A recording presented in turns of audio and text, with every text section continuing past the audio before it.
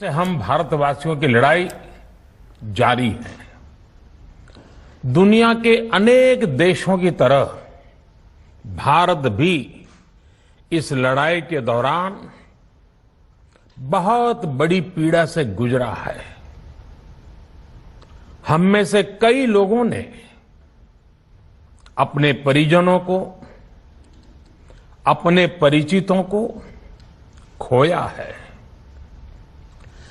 ऐसे सभी परिवारों के साथ मेरी पूरी संवेदनाएं हैं। साथियों, बीते 100 वर्षों में आई ये सबसे बड़ी महामारी है, त्रासदी है। इस तरह की महामारी आधुनिक विश्व ने न देखी थी, न अनुभव की थी। इतनी बड़ी वैश्विक महामारी से हमारा देश कई मोर्चों पर एक साथ लड़ा है। कोविड अस्पताल बनाने से लेकर आईसीयू बेड्स की संख्या बढ़ानी हो, भारत में वेंटिलेटर बनाने से लेकर टेस्टिंग लैब्स का एक बहुत बड़ा नेटवर्क तैयार करना हो, कोविड से लड़ने के लिए बीते 1.25 साल में ही देश में एक नया हेल्थ इंफ्रास्ट्रक्चर तैयार किया गया है।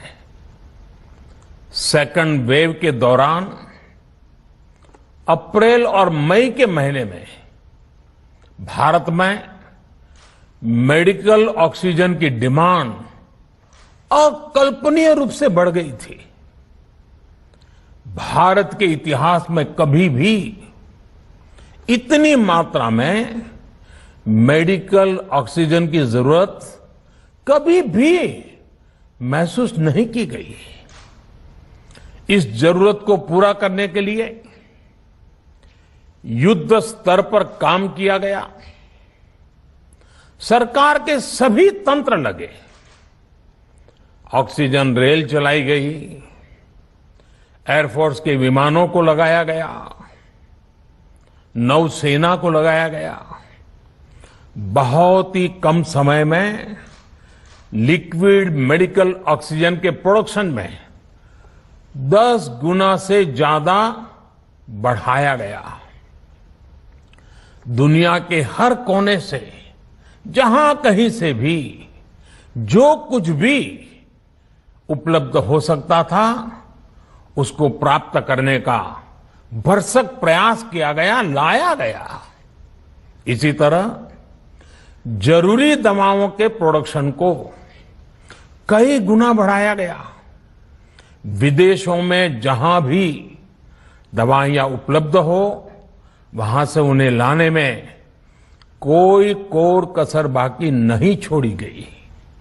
साथियों, कोरोना जैसे अदृश्य और रूप बदलने वाले दुश्मन के खिलाफ लड़ाई में सबसे प्रभावी हथियार कोविड प्रोटोकॉल है।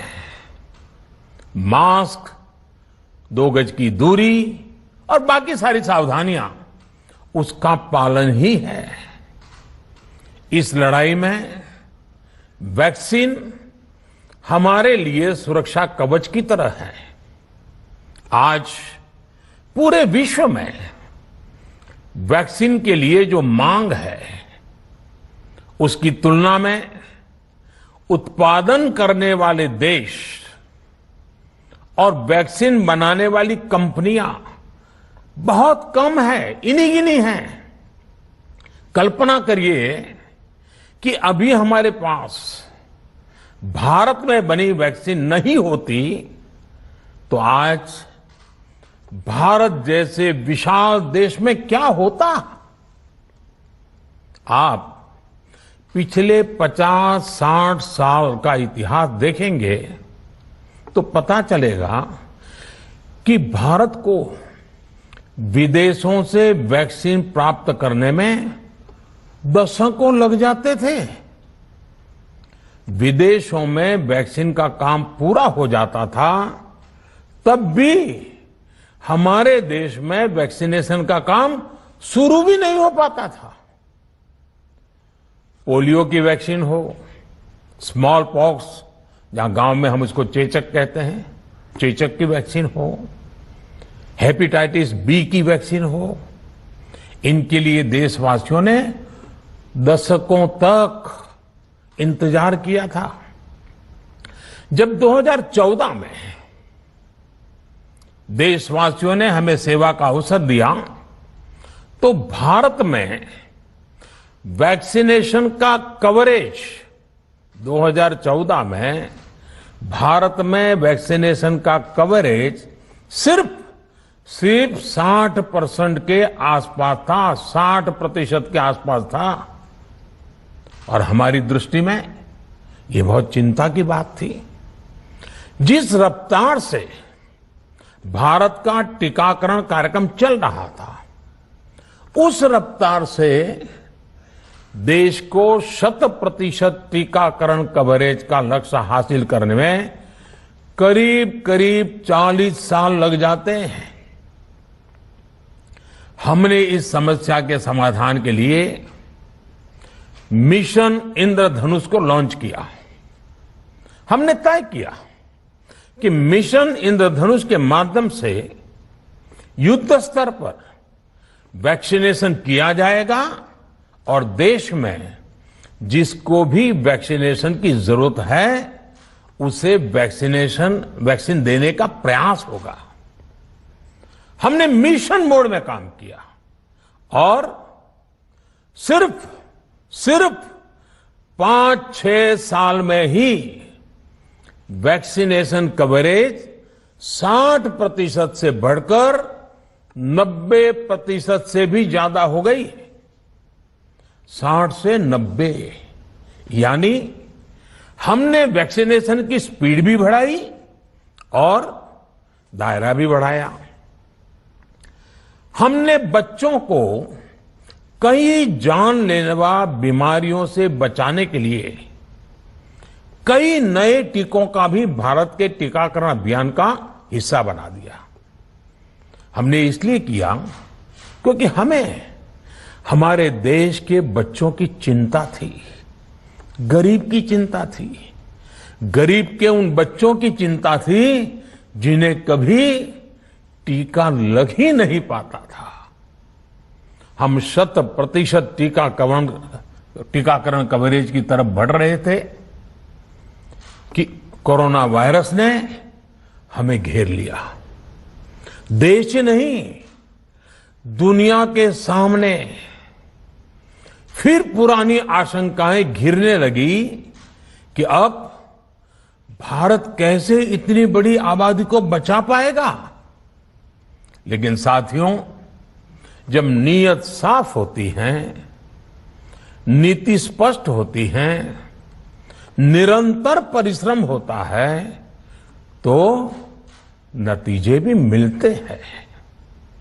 हर आशंका को दरकिनार करके भारत ने 1 साल के भीतर ही एक नहीं बल्कि 2 made in India vaccine launch कर दी।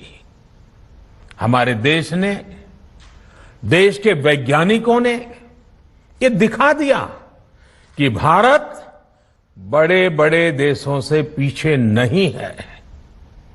आज जब मैं आपसे बात कर रहा हूं तो देश में 23 करोड़ से ज्यादा वैक्सीन की डोज दी जा चुकी है।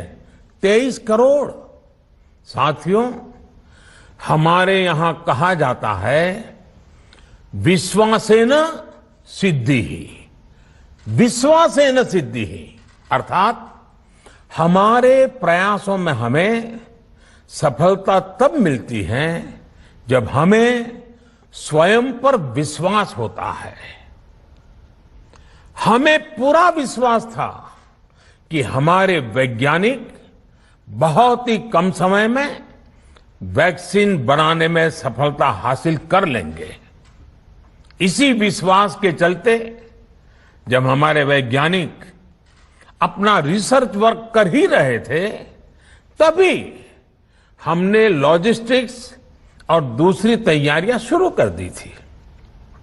आप सब भली भांति जानते हैं कि पिछले साल यानी 1 साल पहले, पिछले साल अप्रैल में जब कोरोना के कुछ ही हजार केस थे, उसी समय वैक्सीन टास्क फोर्स का गठन कर दिया गया था। भारत के लिए वैक्सीन बनाने वाली कंपनियों को सरकार ने हर तरह से सपोर्ट किया। वैक्सीन निर्माताओं को क्लिनिकल ट्रायल में मदद की गई, रिसर्च और डेवलपमेंट के लिए जरूरी फंड दिया गया। हर स्तर पर सरकार उनके साथ कंधे से कंधा मिलाकर चली। आत्मनिर्भर भारत पैकेज के तहत मिशन कोविड सुरक्षा के माध्यम से भी उन्हें हजारों करोड़ रुपए उपलब्ध कराए गए। पिछले काफी समय से देश लगातार जो प्रयास और परिश्रम कर रहा है, उससे आने वाले दिनों में वैक्सीन की सप्लाई और भी ज्यादा बढ़ने वाली है। आज देश में 7 कंपनियां विभिन्न प्रकार की वैक्सीन का प्रोडक्शन कर रही है। 3 और वैक्सीन का ट्रायल भी एडवांस स्टेज पे चल रहा है। वैक्सीन की उपलब्धता बढ़ाने के लिए दूसरे देशों की कंपनियों से भी वैक्सीन खरीदने की प्रक्रिया को तेज किया गया है। इधर हाल के दिनों में कुछ एक्सपर्ट्स द्वारा हमारे बच्चों को लेकर भी चिंता जताई गई है। इस दिशा में भी 2 वैक्सीन का ट्रायल तेजी से चल रहा है। इसके अलावा अभी देश में एक नेजल वैक्सीन पर भी रिसर्च जारी है। इसे सिरिंज से न देकर नाक में स्प्रे किया जाएगा। देश को अगर निकट भविष्य में इस वैक्सीन पर सफलता मिलती है, तो इससे भारत के वैक्सीन अभियान में और ज्यादा तेजी आएगी। साथियों, इतने कम समय में वैक्सीन बनाना अपने आप में पूरी मानवता के लिए बहुत बड़ी उपलब्धि है, लेकिन इसकी अपनी सीमाएं भी हैं। वैक्सीन बनने के बाद भी दुनिया के बहुत कम देशों में वैक्सीनेशन प्रारंभ हुआ और ज्यादातर समृद्ध देशों में ही शुरू हुआ। WHO ने वैक्सीनेशन को लेकर गाइडलाइंस दी। वैज्ञानिकों ने वैक्सीनेशन की रूपरेखा रखी और भारत ने भी जो अन्य देशों की बेस्ट प्रैक्टिसेस थी, विश्व स्वास्थ्य संगठन WHO के मानक थे, उसी आधार पर चरणबद्ध तरीके से वैक्सीनेशन करना तय किया। केंद्र सरकार ने मुख्यमंत्रियों के साथ हुई अनेकों बैठकों से जो सुझाव मिले, संसद के विभिन्न दलों के साथियों द्वारा जो सुझाव मिले, उसका भी पूरा ध्यान रखा। इसके बाद ही ये तय हुआ कि जिन्हें कोरोना से ज्यादा खतरा है, उन्हें प्राथमिकता दी जाएगी। इसलिए ही हेल्थ वर्कर्स, फ्रंटलाइन वर्कर्स, 60 वर्ष की आयु से ज्यादा के नागरिक, बीमारियों से ग्रसित 45 वर्ष से ज्यादा आयु के नागरिक, इन सभी को वैक्सीन पहले लगनी शुरू हुई है। आप कल्पना कर सकते हैं कि अगर कोरोना की दूसरी वेव से पहले हमारे फ्रंटलाइन वर्कर्स को वैक्सीन नहीं लगी होती तो क्या होता? सोचिए, हमारे डॉक्टर्स, नर्सिंग स्टाफ को वैक्सीन ना लगी तो क्या होता? अस्पतालों में सफाई करने वाले हमारे भाई बहनों को, एम्बुलेंस के हमारे ड्राइवर्स भाई बहनों को वैक्सीन ना लगी होती तो क्या होता?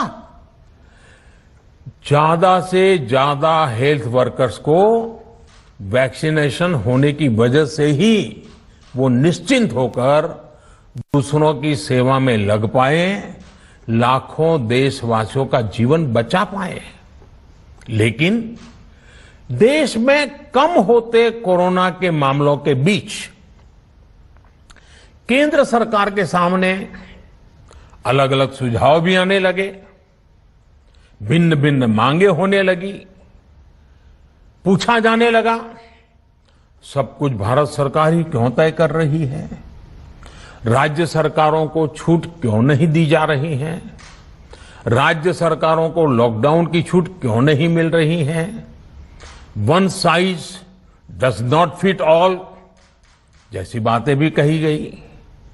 दलील ये दी गई कि संविधान में चूंकि हेल्थ, आरोग्य प्रमुख रूप से राज्य का विषय है, इसलिए अच्छा है कि सब राज्य ही करें। इसलिए इस दिशा में एक शुरुआत की गई। भारत सरकार ने एक बृहद गाइडलाइन बनाकर राज्यों को दी ताकि राज्य अपनी आवश्यकता और सुविधा के अनुसार काम कर सके। स्थानीय स्तर पर कोरोना कर्फ्यू लगाना हो, माइक्रो कंटेनमेंट जोन बनाना हो, इलाज से जुड़ी व्यवस्थाएं हो, भारत सरकार ने राज्यों की इन मांगों को स्वीकार किया। साथियों, इस साल 16 जनवरी से शुरू होकर अप्रैल महीने के अंत तक भारत का वैक्सीनेशन कार्यक्रम मुख्यतः केंद्र सरकार की देखरेख में ही चला। सभी को मुफ्त वैक्सीन लगाने के मार्ग पर देश आगे बढ़ रहा था। देश के नागरिक भी अनुशासन का पालन करते हुए अपनी बारी आने पर वैक्सीन लगवा रहे थे। इस बीच कई राज्य सरकारों ने फिर कहा कि वैक्सीन का काम डिसेंट्रलाइज किया जाए और राज्यों पर छोड़ दिया जाए। तरह तरह के स्वर उठे, जैसे कि वैक्सीनेशन के लिए एज ग्रुप क्यों बनाए गए। दूसरी तरफ किसी ने कहा कि उम्र की सीमा आखिर केंद्र सरकार ही क्यों तय करे। कुछ आवाजें तो ऐसी भी उठी कि बुजुर्गों का वैक्सीनेशन पहले क्यों हो रहा है। भांति भांति के दबाव भी बनाए गए। देश के मीडिया के एक वर्ग ने इसे कैंपेन के रूप में भी चलाया। साथियों, काफी चिंतन मनन के बाद इस बात पर सहमति बनी कि राज्य सरकारें अपनी तरफ से भी प्रयास करना चाहती हैं, तो भारत सरकार को क्यों इतराज हो और भारत सरकार इतराज क्यों करे। राज्यों की इस मांग को देखते हुए, उनके आग्रह को ध्यान में रखते हुए 16 जनवरी से जो व्यवस्था चली आ रही थी, उसमें प्रयोग के तौर पर एक बदलाव किया गया। हमने सोचा कि राज्य ये मांग कर रहे हैं, उनका उत्साह है, तो चलो भाई 25% का काम उन्हीं को सुपुर्द कर दिया जाए, उन्हीं को दे दिया जाए। स्वाभाविक है 1 मई से राज्यों को 25% काम उनके हवाले कर दिया गया। उसे पूरा करने के लिए उन्होंने अपने अपने तरीके से प्रयास भी किए। इतने बड़े काम में किस तरह की कठिनाइयां आती हैं, ये भी उनके ध्यान में आने लगा। उनको पता चला पूरी दुनिया में वैक्सीन की क्या स्थिति है, इसकी सच्चाई से भी राज्य परिचित हुए और हमने देखा एक तरफ मई में सेकेंड वेव, दूसरी तरफ वैक्सीन के लिए लोगों का बढ़ता रुझान और तीसरी तरफ राज्य सरकारों की कठिनाइयां। मई में 2 सप्ताह बीतते बीतते कुछ राज्य खुले मन से ये कहने लगे कि पहले वाली व्यवस्था ही अच्छी थी। धीरे धीरे इसमें कई राज्य सरकारें जुड़ती चली गई। वैक्सीन का काम राज्यों पर छोड़ा जाए, जो इसकी वकालत कर रहे थे उनके विचार भी बदलने लगे। एक अच्छी बात रही कि समय रहते राज्य पुनर्विचार की मांग के साथ फिर आगे आए। राज्यों की इस मांग पर हमने भी सोचा कि देशवासियों को तकलीफ ना हो, सुचारू रूप से उनका वैक्सीनेशन हो। इसके लिए 1 मई के पहले वाली, यानी 1 मई के पहले 16 जनवरी से अप्रैल अंत तक जो व्यवस्था थी, पहले वाली पुरानी व्यवस्था को फिर से लागू किया जाए। साथियों, आज ये निर्णय लिया गया है कि राज्यों के पास वैक्सीनेशन से जुड़ा जो 25% काम था, उसकी जिम्मेदारी भी भारत सरकार उठाएगी। ये व्यवस्था आने वाले 2 सप्ताह में लागू की जाएगी। इन 2 सप्ताह में केंद्र और राज्य सरकारें मिलकर नई गाइडलाइंस के अनुसार आवश्यक तैयारी कर लेंगी। संयोग है कि 2 सप्ताह बाद 21 जून को ही अंतर्राष्ट्रीय योग दिवस भी है। 21 जून सोमवार से देश के हर राज्य में 18 वर्ष से ऊपर की उम्र के सभी नागरिकों के लिए भारत सरकार राज्यों को मुफ्त वैक्सीन मुहैया कराएगी। वैक्सीन निर्माताओं से कुल वैक्सीन उत्पादन का 75% हिस्सा भारत सरकार खुद ही खरीदकर राज्य सरकारों को मुफ्त देगी। यानी देश की किसी भी राज्य सरकार को वैक्सीन पर कुछ भी खर्च नहीं करना होगा। अब तक देश के करोड़ों लोगों को मुफ्त वैक्सीन मिली है। अब 18 वर्ष की आयु के लोग भी इसमें जुड़ जाएंगे। सभी देशवासियों के लिए भारत सरकार ही मुफ्त वैक्सीन उपलब्ध करवाएगी। गरीब हो, निम्न मध्यम वर्ग हो, मध्यम वर्ग हो या फिर उच्च वर्ग, भारत सरकार के अभियान में मुफ्त वैक्सीन ही लगाई जाएगी। हां, जो व्यक्ति मुफ्त में वैक्सीन नहीं लगवाना चाहते, प्राइवेट अस्पताल में वैक्सीन लगवाना चाहते हैं, उनका भी ध्यान रखा गया है। देश में बन रही वैक्सीन में से 25% प्राइवेट सेक्टर के अस्पताल सीधे ले पाए, ये व्यवस्था जारी रहेगी। प्राइवेट अस्पताल वैक्सीन की निर्धारित कीमत के उपरांत एक डोज पर अधिकतम 150 रुपये ही सर्विस चार्ज ले सकेंगे। इसकी निगरानी करने का काम राज्य सरकारों के पास ही रहेगा। साथियों, हमारे शास्त्रों में कहा गया है, प्राप्य आपदम न व्यथते कदाचित, उद्योगम अनु इच्छति चा प्रमत्तः। अर्थात विजेता आपदा आने पर उससे परेशान होकर हार नहीं मानते, बल्कि उद्यम करते हैं, परिश्रम करते हैं और परिस्थिति पर जीत हासिल करते हैं। कोरोना से लड़ाई में 130 करोड़ से अधिक भारतीयों ने अभी तक की यात्रा आपसी सहयोग, दिन रात मेहनत करके तय की है।